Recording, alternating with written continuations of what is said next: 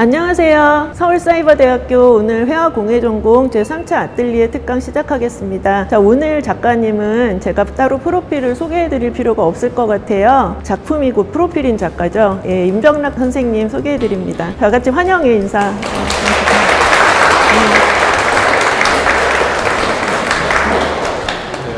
반갑습니다. 저 윤병락입니다. 뭐 질문하실 거 있으면 하시고 편하게 하시면 됩니다.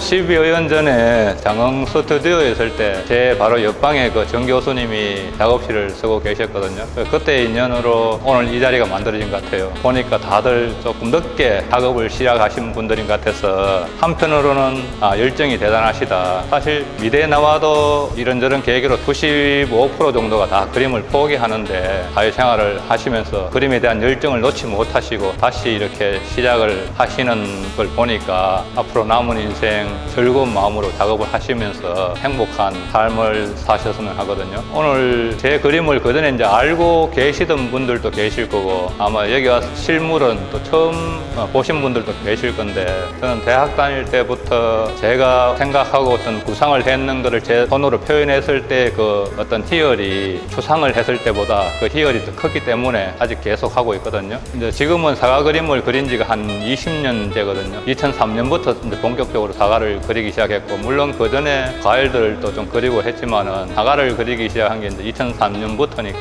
딱 20년이 되었는데 그 전에 그림들은 다 펴지고 사과 작가로만 통용되고 있죠. 그림에 대해서 조금 간단하게 설명하자면은 사람 있는 저 인체는 기억재생이라는 시리즈거든요. 그때 당시에 이제 기억재생이라는 제목을 붙인 거는 제 머릿속에 추억을 찾아가는 어떤 철길이기도 하고 저기에서의 어떤 조형적인 역할은 화면을 가로막듯이 있으면 답답한 느낌을 주거든요. 그 답답한 느낌을 없애기 위해서 사람의 가슴을 뚫어서 원근을 줄 수 있는 저 철길을 넣었거든요. 그리고 또 거기에 어떤 변화를 주기 위해서 셀로판지로 조각조각을 내가지고 색감을 조금씩 다 다르게 했는 거고, 제가 저 작품을 하게 된 것도 반항심이 있어서 우리가 흔히 그 미술 교육에서 좋은 구도라고 하는 거 있지 않습니까? 만약 정물을 하게 되면 어떤 S자 구도가 좋고 뭐 무거운 것이 밑으로 와야 되고 가벼운 게 위로 올라가야 되고 그런 식의 좋은 구도에 대한 예들이 있지 않습니까? 그거를 저는 깨야 되겠다. 하라는 대로 안 하고 다 반대로 한 거죠. 그래서 일부러 앞에 답답한 큰 덩어리를 하나 넣고 그거를 하나씩 해결해 나가는 식으로 구상을 했거든요. 그리고 대칭되게 하지 마라 뭐 이런 말도 있지 않습니까? 근데 이건 일부러 또 완전 정대칭되게 이렇게 배치를 한 거거든요.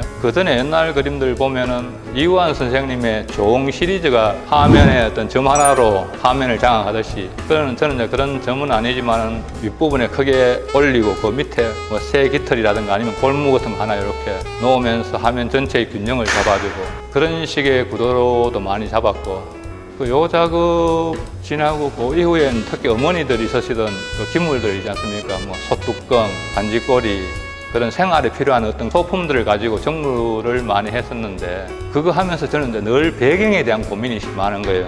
그때 당시에도 다 위에서 보는 이런 구도로 다 잡았기 때문에 어떤 공간의 깊이를 낼 수 있는 게 그림자의 길이로 이 물체의 깊이를 표현을 했거든요. 보통 우리 정물을 그리면 물체들이 이렇게 비스듬히 보면 물체들이 겹쳐져 있으니까 이 겹쳐져 있는 걸로 우리가 공간감을 내는데 바로 위에서 이렇게 보니까 겹쳐지지가 않잖아요. 이렇게 사치 않은 이상. 그러니까 이 바닥면에 대한 어떤 해결을 그전에는 뭐 강목천을 깔고 그 강목천 표현을 이렇게 했는데 그것도 할 때마다 이 배경에 대한 고민이 자꾸 생기는 거예요. 그래서 아예 차라리 그냥 배경을 없애보자 싶어서 물체만 딱 그리기 시작한 거죠. 그 처음 했던 게 저 주판 그림 있죠. 저게 주판은 이제 사각이니까 배경을 없애고 주판만 딱 그려본 거죠. 그래도 배경이 없어도 그림이 되고 이것도 재미있네 싶어서 이제 도자기 접시에다가 뭐 나무 가지를 걸친다든가 거기에 이제 뭐 과일들 같은 걸 좀 올리고 위에서 보고 이제 배경을 없애고 접시 모양대로 캔버스를 만들어 가지고 실제 접시가 걸려 있는 같이 이렇게 해서 전시를 몇 번 냈는데 아트페어에 내면은 수많은 작가들이 있지 않습니까? 그 처음에는 막 사람들이 진짜 접시 위에 그림을 그려 놓은 줄 알고 대수롭지 않게 쓱 지나가다가 뭔가 조금 이상하니까 사람들이 전부 다시 와가지고 벽에다 다 얼굴을 대고 다 그림을 이렇게 보는 거예요. 이게 진짜 접시같이 볼록한지 아니면 평면인지 확인하려고. 근데 옆에서 보면 평면이거든요. 되게 신기해하고 그런 모습들을 보면서 전 재밌다라는 생각을 한 거죠. 그런데 저는 화가로서 좀 큰 꿈을 꾸고 있는데 이 접시로는 소품밖에 할 수가 없으니까 대가가 될 수 없겠다. 일단 그래도 큰 작가가 되기 위해서는 큰 대작들도 많이 해야 되는데 이 접시로는 안 되겠다. 뭔가 조금 더 큰 작품을 할 수 있는 소재가 뭘 없을까 하던 사이에 사과를 막 길거리에서 파는 노점상이 있더라고요. 그거 지나가다가 차를 세워놓고 사진 좀 찍어도 되냐니까 찍으래요. 몇 장 찍고 사과를 이제 조금 사서 왔죠. 그 인화를 해서 이렇게 보니까 그때는 또 컴퓨터 포토샵 할 때도 아니고 해서 사진 인화한 걸 가지고 상상으로 배경을 없애보는 거죠. 그때 당시 집이 포도 농사를 지었기 때문에 포도를 탔는데 포도는 너무 알이 자니까 이 굴곡 따기가 너무 복잡한 거죠. 그래서 사과 상자에 담겨있는 사과가 적합하겠다 싶어서 몇 점을 이제 실험 삼아 개인전 할 때 그림을 같이 전시를 했죠. 어차피 다 변형 캔버스니까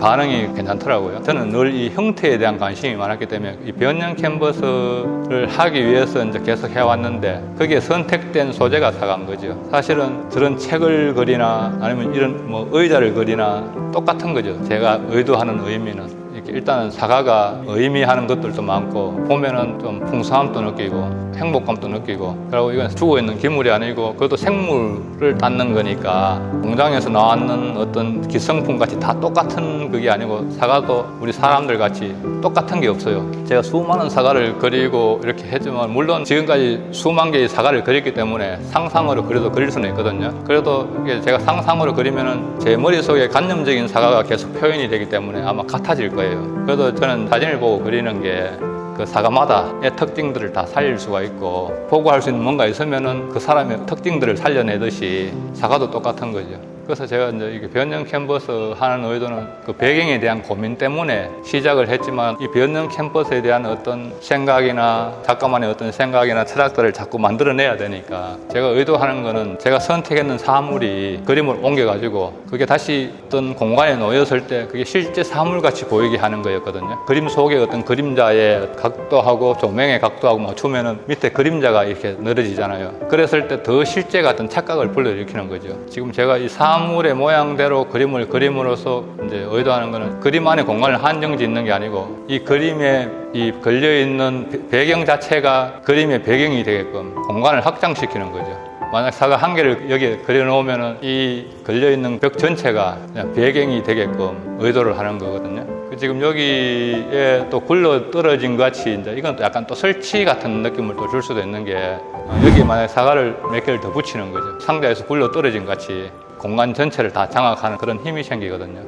사람들이 제 그림을 좋아하는 이유가 물론 사과를 잘 그려서 좋아하는 것도 있지만은 자기가 의식하지 못한 상황에서 더 실제라고 자꾸 느끼는 게 이 변형 캔버스가 주는 그 어떤 효과들이 있거든요. 물론 처음에는 이런 형식적인 걸로 또 시작을 이렇게 했지만은 제가 이렇게 의도하는 거는 제 그림을 보는 사람들이 좀 따뜻함을 느꼈으면 좋겠다. 좀 이 삭막한 시대에 정이 느껴지고 좀 따뜻함을 느끼고 또 보는 사람이 추억도 생각할 수 있고 제가 그 제 그림을 사가는 분들하고 이렇게 이야기를 하다 보면은 볼 때마다 안 보이던 게 보이고 새롭다. 그리고 아침에 볼 때하고 저녁에 볼 때 또 느낌이 또 다르다. 하여튼 그리고 또 행복하다. 이런 이야기들을 해주세요. 그럼 저도 행복하죠.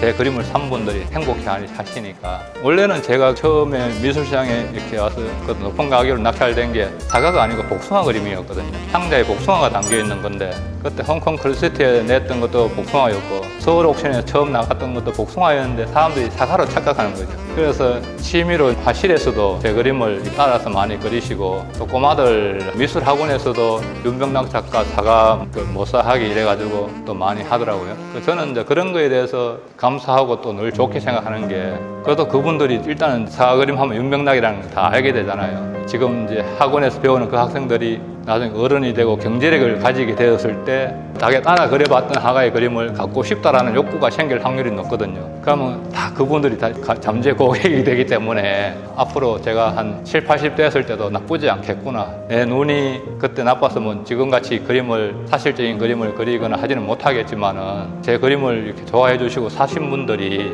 후회하거나 그분들께 손해를 끼치면 안 되니까 아직 잠재 고객들이 많이 있기 때문에 미리 사신 분들이 손해는 보지 않을 것 같다라는 생각을 하는 거죠. 그리고 질문이 있으시면은 그림을 다 하시려고 하시고 또 하고 계신 분들도 계시니까 작업하시면서 뭔가 자기가 생각하는 어떤 부분이라든가 아니면 재료적인 거 질문 있으시면 질문 한번 해보시기 바랍니다.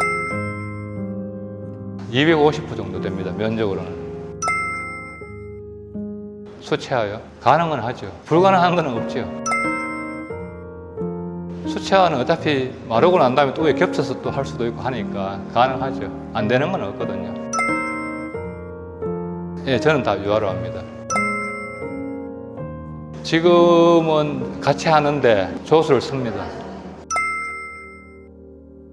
만약에 요 한 점만 딱 붙들고 하게 되면은 제가 혼자서 한다고 봤을 때 한 20일 정도 생각하시면 돼요. 요 캔버스 판 뜨는데 이틀 걸리거든요. 이제 전시장의 조명이라든가 거의 모든 빛들이 다 대부분 위에서 내려오거나 아니면 약간 사선에서 이렇게 오기 때문에 그림자가 다 밑으로 떨어지게끔 다 만들거든요. 그랬을 때 이 전시장 조명하고 약간 일치되는 느낌 주면서 여기에 뒤에 받침대를 해서 그림을 좀 더 띄우거든요. 전시할 때는 이 조명의 그림자하고 그림 안에 어떤 그림자하고 조금 더 일체감이 생기기 때문에 더 실제 같은 느낌을 착각을 불러일으키거든요. 지금 제가 이제 20년 후에 이렇게 모습을 생각하면은 사실 그런 물질적인 것보다는 지금은 이제 국내에서는 그것도 윤병락 하면 누구나 다 알지만은 물론 해외도 제 그림을 아는 사람들은 알지만은 국내에서 이렇게 하는 것도 그림을 수급이 안 되다 보니까 해외 갤러리에서 주문이 들어오거나 뭐 전시 제안이 들어와도 하지를 못했거든요. 앞으로는 이제 좀 해외 쪽으로 조금 더 신경을 쓰려고 합니다. 그리고 내년 5월에 이제 뉴욕 맨하탄 쪽에서 지금 개인전 잡혀 있고 또 올 10월 달에 일단 중국에 한번 가서 전시할 수 있는 공간들을 한번 보기로 해놨거든요. 앞으로는 조금 더 해외 활동 쪽으로 조금 더 신경을 써볼까 생각 중입니다. 이거는 이제 팔지 않고 원래 팔려고 했으면 벌써 팔았을 건데 원래 작가는 그림을 많이 가지고 있어야 그게 힘이거든요. 그런데 지금까지 한 반 팔리고 반은 다 돌아 들어오면 제일 좋거든요. 그게 가장 이상적인 건데 그러면은 그 반을 수장고에 넣어놓고 이제 모아야 되는데 이 전시하러 나가는 그림들이 제 손에 돌아 들어오지가 않으니까 다 팔려버리고 그리고 또 전시 준비하는 그 기간 외에는 또 주문작 해줘야 되고 하니까 제가 모을 수 있는 어떤 그림이 없는 거죠. 그래서 그림을 최소한 100호 이상 되는 거를 100점 이상을 내가 모아야 되는데 이게 다 팔아서는 안 되겠더라고요. 내 손에 들어왔을 때 이걸 그냥 아예 비밀로 안 파는 게 낫겠다 싶어서 그 이후에 뭐 급하게 전시 제안들이 들어오면 이제 가지고 있었던 거를 미술관 전시할 때 내는 거죠. 내고 이제 아예 그냥 비밀로 해버리는 거죠. 제가 고시원에 들어가기 전까지는 전시가 임박하면은 막 벼락치기로 밤새면서 막 그리고 이렇게 전시가 없어서 또 맨날 며칠 또 놀기도 하고 이렇게 했는데 2001년 고시원에 들어가고 난 이후부터는 제가 예고 강의도 2군데 나가다 보니까 시간이 안 되는 거예요. 그래서 이제 수업 마치고 와서 그 작업을 하면은 아침 해 뜰 때까지는 무조건 작업을 하고 만약에 아침에 한 9시에 수업이 있다 그러면은 한 30분이나 1시간 정도 허리 잠깐 펴고 누웠다가 바로 후다닥 준비해서 또 수업 가고 진짜 막 피곤하고 잠 오면 애들 실기 수업은 그래라 해놓고 구석에 좀 이제 박혀서 잠깐 졸 수 있으니까 그런 게 괜찮았으니까. 예. 그러면서 이제 부항 왔다 갔다 하면서 졸업 운동도 엄청 많이 했었거든요. 어떤 이제 또 조상님이 보살펴 주셔가지고 사고 한 번 없이 이렇게 그 기간들을 잘 버텼고 2001년부터 2017년, 18년까지 하루에 3시간 이상 자본 적이 없었습니다. 주문이 늘 밀려 있고 또 전시 일정을 맞춰야 되다 보니까 내일 만약 그림을 가지고 가는 날이다 그러면 그 전날 와서 옆에서 같이 밤새매요. 그랬기 때문에 자고 싶어도 잘 수 있는 어떤 상황도 안 됐고 그게 몸에 배이니까 버틸 수 있겠더라고요. 보통은 이제 밤에 작업하고 낮에 자는 게 보통 작가들의 어떤 밤새맸다 개념인데 저 같은 경우에는 제가 보통 한 9시에 일나거든요. 9시에 일나가지고 작업을 하면은 밥 먹는 시간 외에 그 다음날 새벽 보통 동틀 때쯤까지는 작업을 해요. 이 시간이 많이 걸리다 보니까 그렇게 안 하고는 고객들이 원하는 아니면 갤러리가 원하는 날짜에 맞춰주지를 못하니까 제가 이제 지금 50 중반인데 50대 딱 되니까 그전 좀 나이가 좀 젊었을 때는 한 이틀 밤샘했을 때 등에 경련이 일어났으면은 요즘에는 하루 밤샘하고 그 다음날 오후쯤 되면은 막 등에 막 경련이 일어나면서 이러다 죽겠다. 죽겠다라는 딱 생각이 드니까 이제 잠을 좀 자야 되겠다라고 생각하고 지금은 그래도 밤에 이제 한 2시나 3시쯤엔 자서 아침에 한 8시나 9시까지는 자거든요. 저 때는 이제 제가 대칭적인 걸 그릴 때라고 하고 또 그때 캔버스에 대해서 관심을 많이 가질 때라고 했잖아요. 지금은 이제 전체적으로 보면 약간 사각틀이지만은 대문에 빗장 같이 약간 더 튀어나오게 하고 옆으로 이렇게 빗장이 끼워져 있는 같이 그림을 조금 더 적게 하고 튀어나와 있는 걸 저런 식으로 좀 그림을 배치시키고 이렇게 했었거든요. 저 격자무늬 하나하나가 다 따로따로 떨어지는 거예요. 액자식으로. 그거를 직접 이제 이렇게 한 건데 이게 사각이 너무 반복되면 딱딱해지니까 그 딱딱함을 상쇄하기 위해서 그 원적인 게 들어갔으면 좋겠는데 그게 정형화된 것보다는 좀 자연스러운 자연물이었으면 좋겠다 싶어서 그리고 좀 밑에 그 그림 밑에 보면 탱자나무 위에 이제 모가들이 이렇게 있지 않습니까? 그 저 모가가 들어가서 이제 자연스럽게 그 이미지들이 연결이 되고 이질감이 생기지 않고 연결이 되면서 사각의 저 딱딱함을 좀 상쇄시켜 줄 수 있는 요소로서 모가를 다 들여놓은 거거든요. 예, 그리고 또 색도 노란색과 좀 대비되는 푸른 코발트 블루 계열로 배경을 그냥 이렇게 깔은 거거든요. 사과의 어떤 그거를 계속 좀 가지고 갈 필요가 있는 게 제가 이제 의도하든 의도하지 않든 사과 작가라는 어떤 브랜드가 생겼기 때문에 그게 그 브랜드가 어떻게 보면 이제 힘이고 한 거니까 그 브랜드를 얻기 위해서 기업은 광고비 들여서 홍보하고 하는데 그런데 아마 이 사과 이미지를 버리지 않은 상태에서 지금은 이제 마테리얼 없이 그리지만 마테리얼을 뭐 거칠게 준다든가 아니면 색감 자체를 바꾼다든가의 어떤 변화를 줄 수 있는 거니까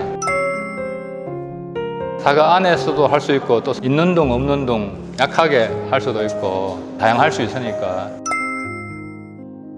저는 슬럼프 왔을 때 계속 그려요. 저는 체질적으로 술이 몸에서 잘 안 맞다 보니까 술을 한 잔만 먹어도 얼굴이 밝아지거든요. 뭐 대부분의 작가들이 슬럼프나 스트레스를 받거나 할 때 술로 풀 수도 있고 뭐 다른 어떤 것들을 하면서 풀 수도 있는데 저 같은 경우에는 앉아서 도 닦듯이 생각하면서 그래요. 그냥. 그러다 보면 또 어느 순간 그걸 또 넘어서게 되고 그래요.